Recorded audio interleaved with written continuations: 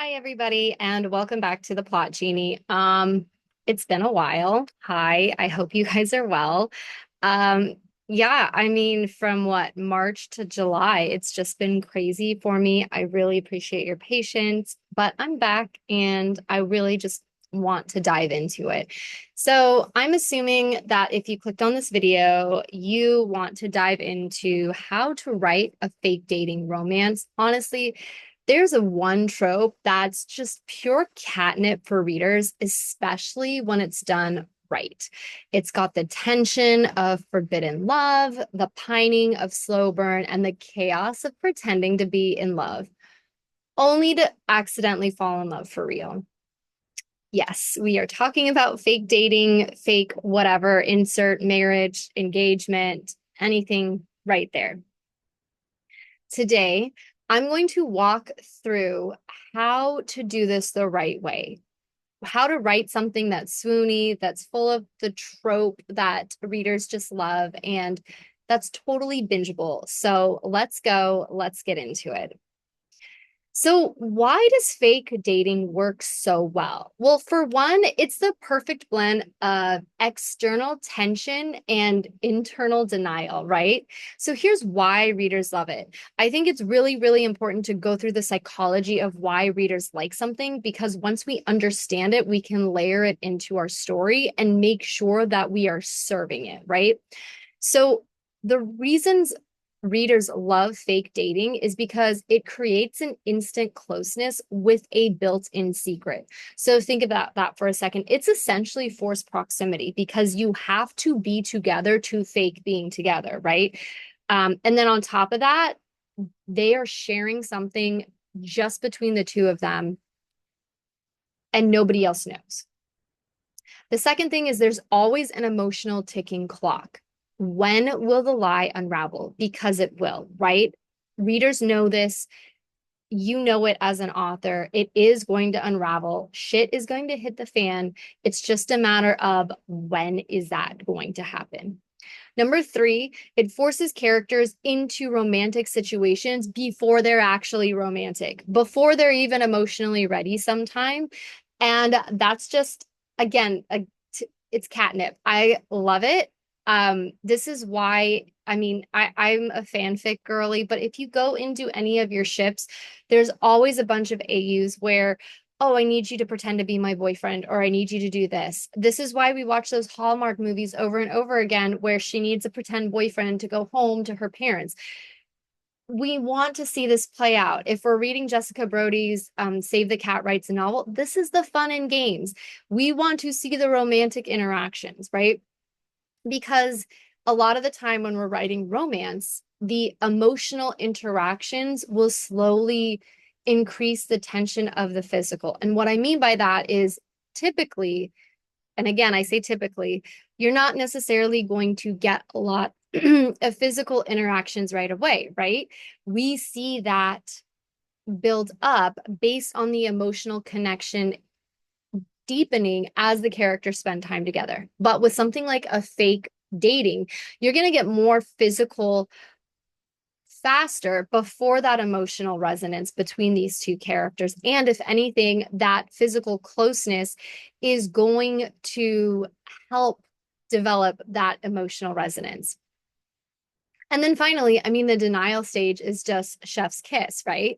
It's all about forced vulnerability, hand holding, kissing in front of others, acting in love, and slowly realizing that none of it feels fake anymore. Okay, so how do we set up the fake dating agreement anyway? Because this is a very pivotal point. I would say that this is the trigger moment of your story. So I like to plot my stories in 8 beats. I have the inciting incident, the trigger, and then I have three surprises that all escalate. So surprise one, two, and three. I have the black moment, the climax, and the resolution. So I would say that this setup, like the actual agreement between hero and heroine, or whoever your characters are, this is that trigger moment because once you've agreed to this, it's like you're going into this new world. You are essentially pretending to be a couple. So the why. Why are they faking it in the first place? This is really important because it needs to make sense.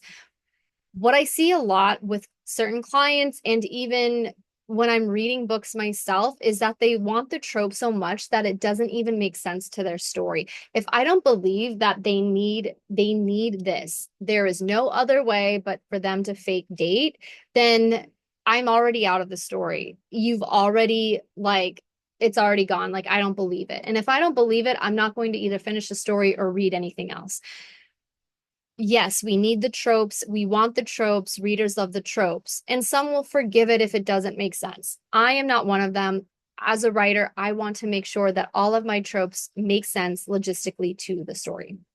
So here are some classic setups as a way to kind of lay the foundation for you to ensure that you are going to make it make sense for your story.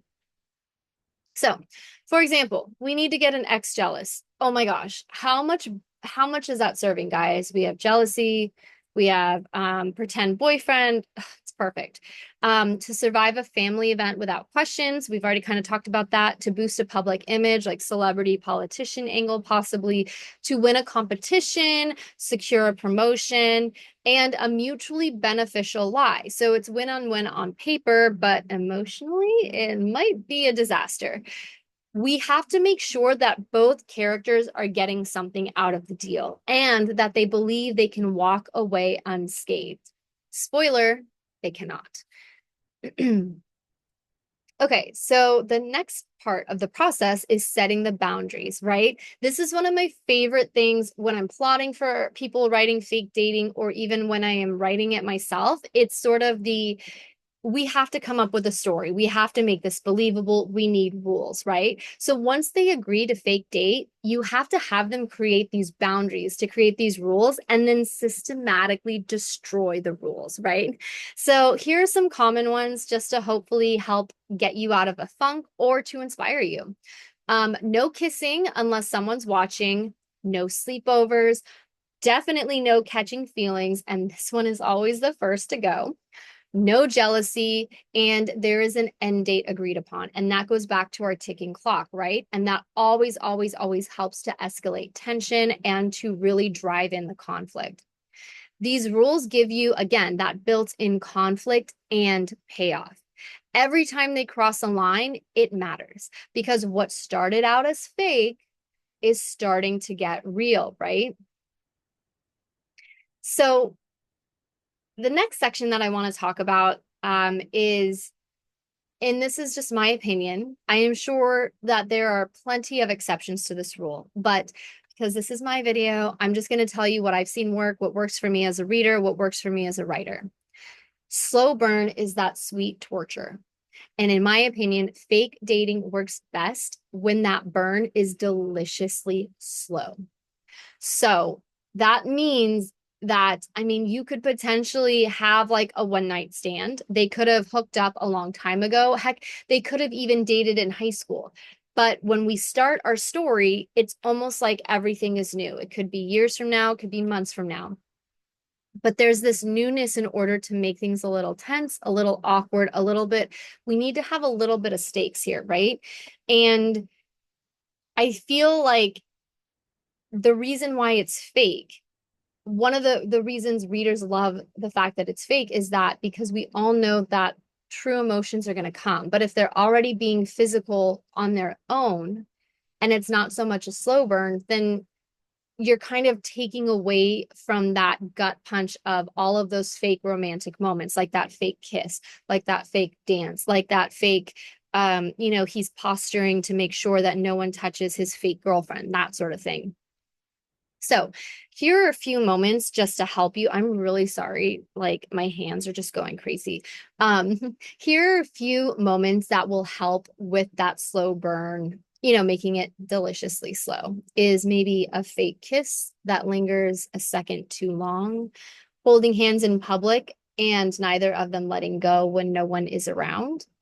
One character gets jealous, but doesn't understand why. A sleepover turns into an accidental cuddle situation, and one of them almost confesses, but then chickens out. And so the longer they deny the feelings, the more satisfying it is when they finally break. Okay, Now we need to talk about escalating the tension with that external pressure, right? So a lot of the slow burn and the relationship development is going to be internal. Um, you have your internal conflict, usually with yourself, right? Or not you, you get what I'm saying, with your character. But we need to sprinkle in plot. We need to further this along. And the way that we do that is with this outside pressure. If we add pressure from the outside world, it's going to increase that tension even more. It's not just their feelings now, they're performing for others too. So, friends or family who love them together, the media, coworkers, or classmates watching closely, maybe sometimes a little too closely. An ex comes back maybe and wants another chance. And especially if they find out that, oh, well, the person that they want to be with is dating someone else.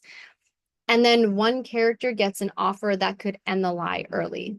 So the lies start to crack, right? The stakes are being raised by this external pressure, and they both realize they don't actually want it to end. But admitting that makes them vulnerable, and they don't want to be vulnerable.